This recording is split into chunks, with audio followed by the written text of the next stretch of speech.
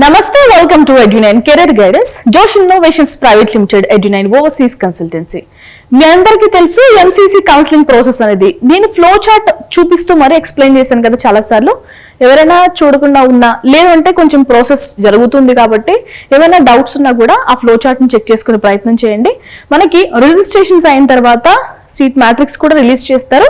దాని తర్వాత మనం రిజిస్టర్ అవుతాము, కౌన్సిలింగ్ ఇవన్నీ నార్మల్ గా జరుగుతుంటాయి ప్రాసెస్లు అనేవి. రౌండ్ 1 కౌన్సిలింగ్ అనేది పూర్తయింది. దానికి సంబంధించి సీట్స్ ఎవరికి వచ్చినాయి, ఎవరికి రాలేదు, ఇవి కూడా డీటెయిల్స్ రిలీజ్ చేయడం జరిగింది. అటు స్టేట్ లో ఇటు సెంట్రల్ లెవెల్లో.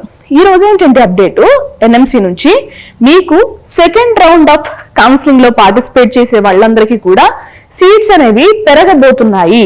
ఓకేనా?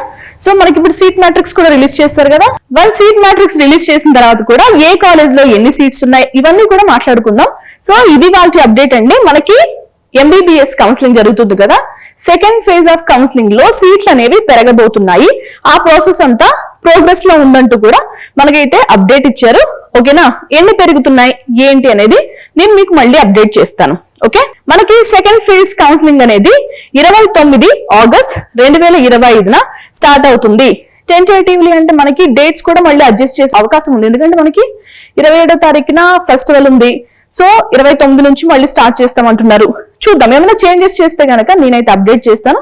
మీరైతే బ్లైండ్ గా 29th మనకి second phase of round counselling అనేది స్టార్ట్ అవుతుందని గుర్తుపెట్టుకోండి. ఓకేనా?